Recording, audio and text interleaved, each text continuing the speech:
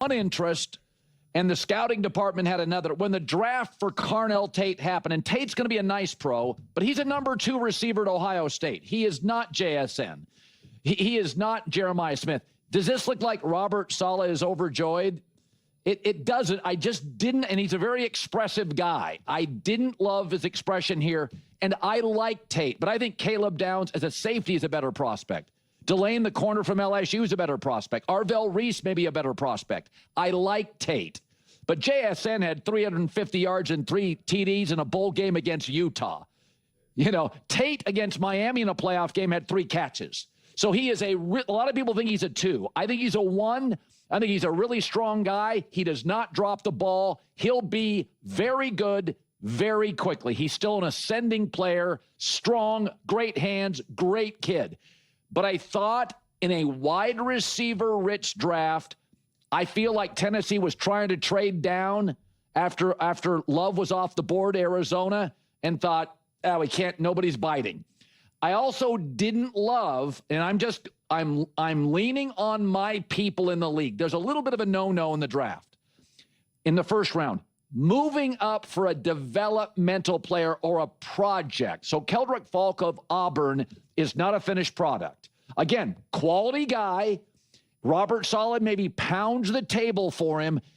I wouldn't move up for him. My people are very hit and miss. They see him more as a second-round guy. So, again, it's not that drafting him, it's the end of the world. These are not disaster picks, but when you're Tennessee, you've got to ace picks. You are fighting uphill. Half the league's at 3/4 of the league or more has a better roster. So it's not about a competent draft or a safe draft. You got to hit. One interest, and the scouting department had another. When the draft for Carnell Tate happened, and Tate's going to be a nice pro, but he's a number 2 receiver to Ohio State. He is not JSN. He is not Jeremiah Smith. Does this look like Robert Saleh is overjoyed? It doesn't. I just didn't, and he's a very expressive guy. I didn't love his expression here, and I like Tate, but I think Caleb Downs as a safety is a better prospect. Delane the corner from LSU is a better prospect. Arvell Reese may be a better prospect. I like Tate, but JSN had 350 yards and 3 TDs in a bowl game against Utah. You know, Tate against Miami in a playoff game had 3 catches. So, he is a lot of people think he's a 2. I think he's a 1. I think he's a really strong guy. He does not drop the ball. He'll be very good very quickly. He's still an ascending player, strong, great hands, great kid. But, I thought in a wide receiver rich draft, I feel like Tennessee was trying to trade down after Love was off the board Arizona, and thought, we can't, nobody's biting. I also didn't love, and I'm leaning on my people in the league. There's a little bit of a no-no in the draft. In the first round, moving up for a developmental player or a project. So, Keldrick Falk of Auburn is not a finished product. Again, quality guy, Robert Saleh maybe pounds the table for him. I wouldn't move up for him. My people are very hit and miss. They see him more as a second-round guy. So, again, it's not that drafting him it's the end of the world. These are not disaster picks, but when you're Tennessee, you've got to ace picks. You are fighting uphill. Every half the league's at 3/4 of the league or more has a better roster. So, it's not about a competent draft or a safe draft, you've got to hit. Okay. Let's talk about this. I absolutely love Carnell Tate. I absolutely love him for reasons beyond just on-field production. Let's say he is a number 2. Or let's say he's a low-level 1. Okay. His personality, his work ethic, his demeanor, his ability to fit in culturally, because of his personality and who he is, then that's literally exactly what the Philadelphia Eagles got with Devonta. Which is a home run. If Devonta is your number 2 or your low-level what like it's an absolute grand slam. Absolutely. 'Cause then when you bring in another receiver or a big tight end or running whatever it may be, there's zero issues. 0. Where were there issues with Devonta or AJ? Interesting, right?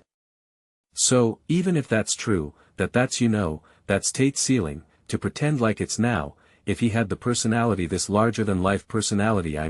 I just love Tate's maturity as well. I love his play.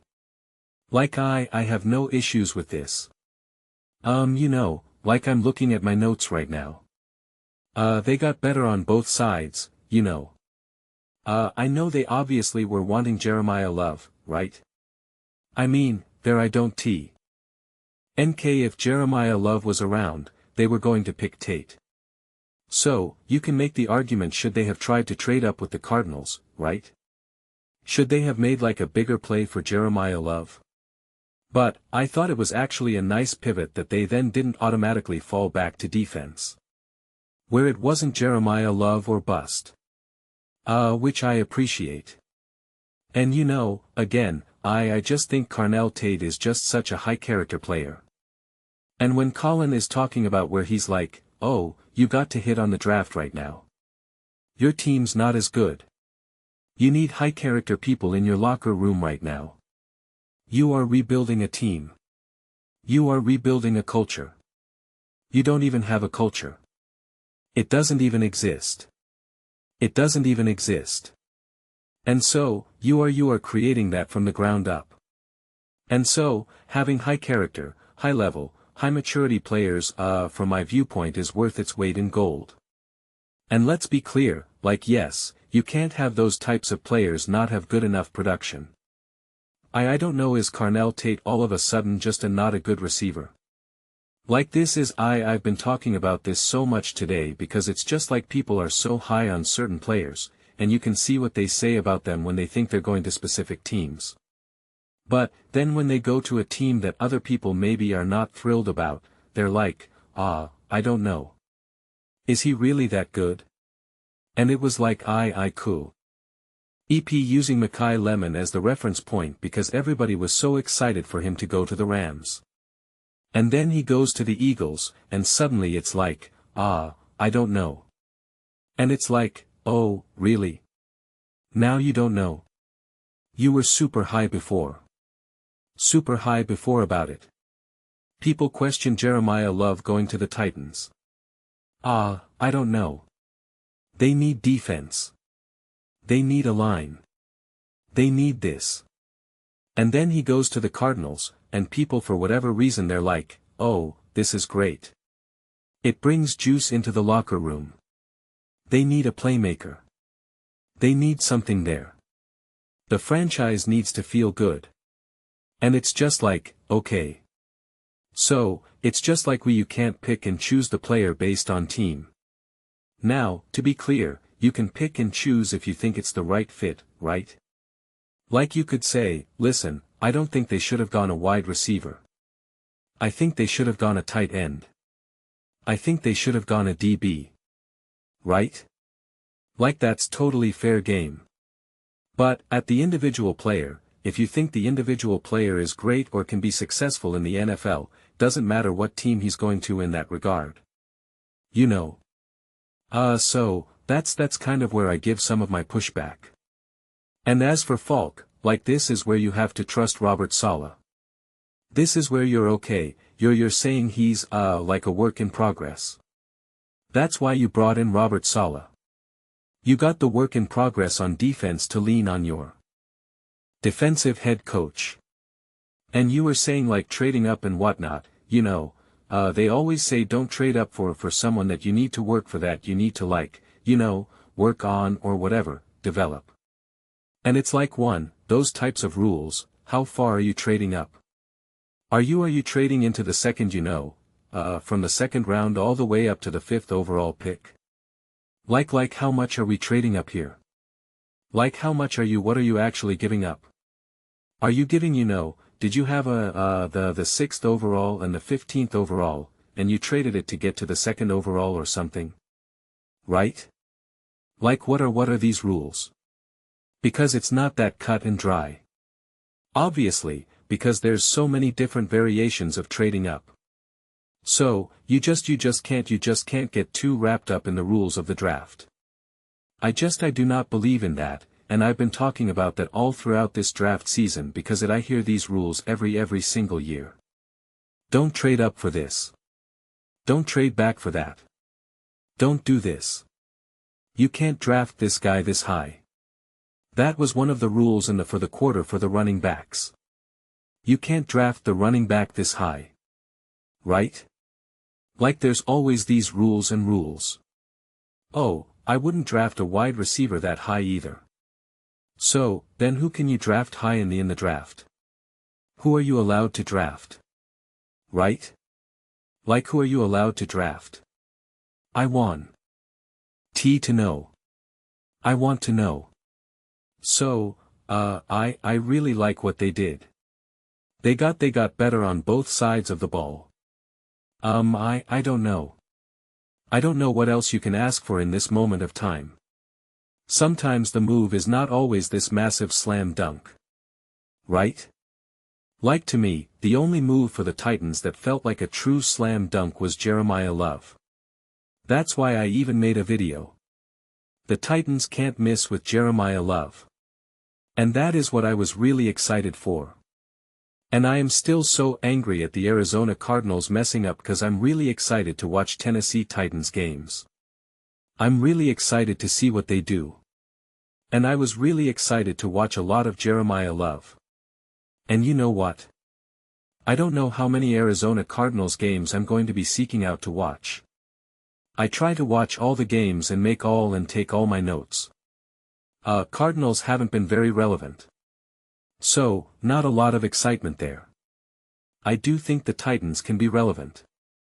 I am really excited for Cam Moore. I am really excited for Robert Saleh and Brian Daboll. I'm really excited. And you know what? I'm really excited for Carnell Tate. I just think sometimes we get too lost in these these rules of the draft.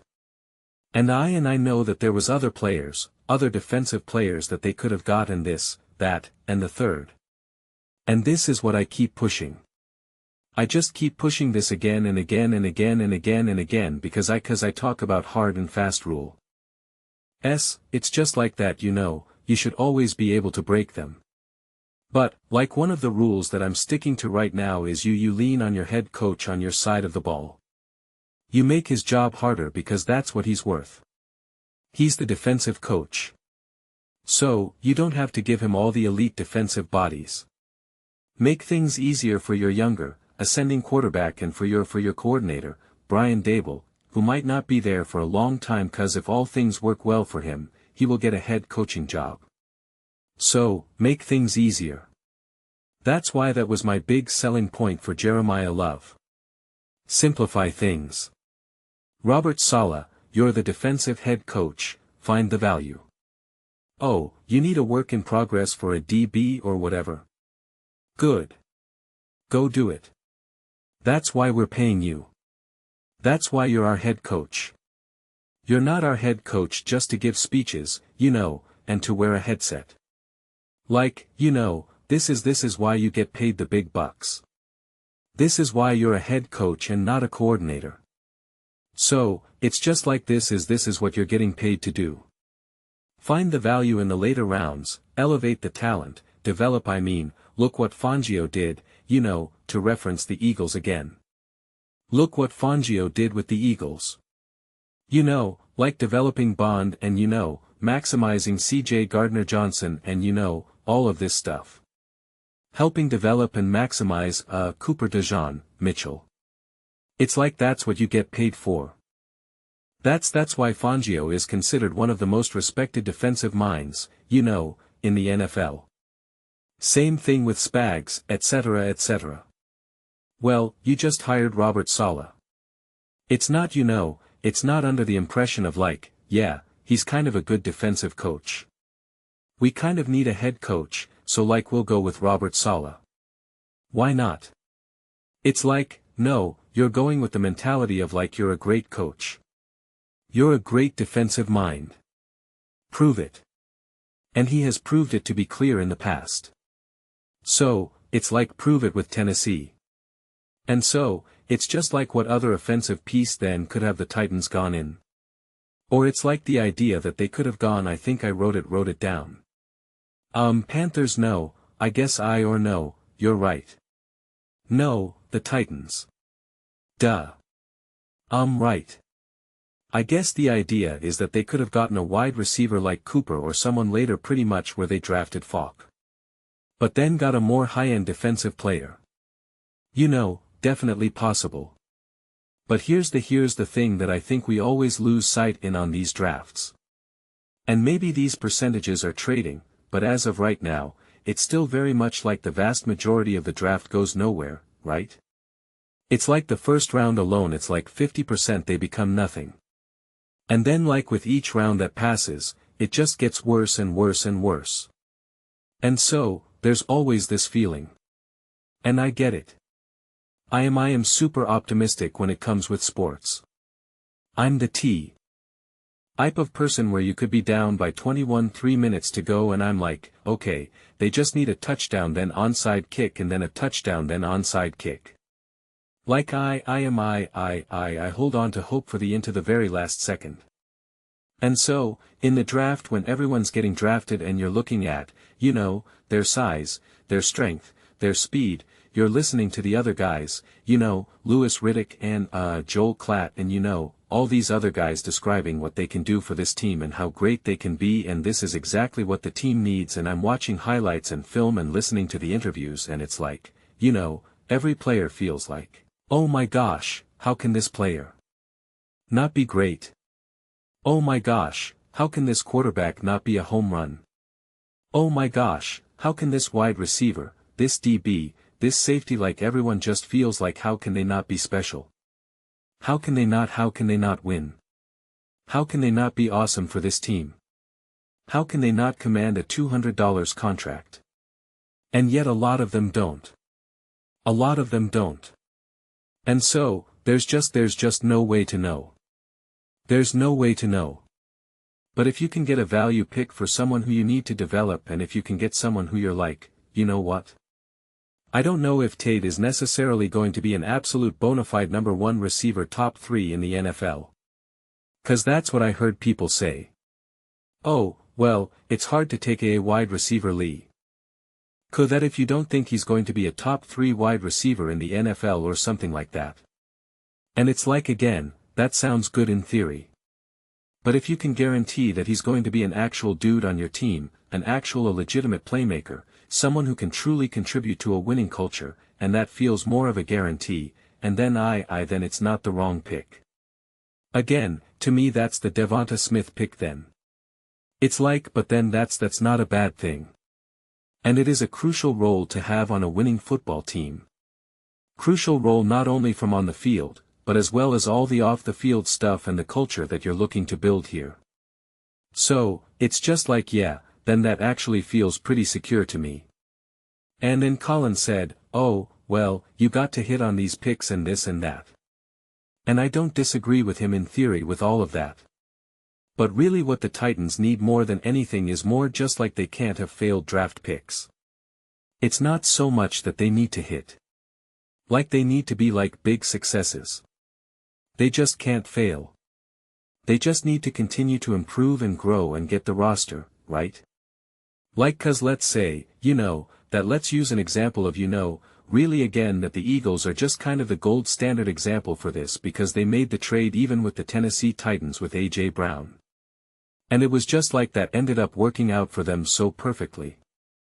So, even if you're that conclusion about Tate, you will understand that and then you navigate from there. Right? Like you're locked in. You're setting your floor at a higher level and now you're just trying to figure out your ceiling rather than trying to lock in your ceiling and trying to figure out your floor. So, it worked for the Eagles. It worked for the Eagles and that's how the Eagles have done it in the run game. It's how they've done it in the passing game. That's how they've done it in the defense.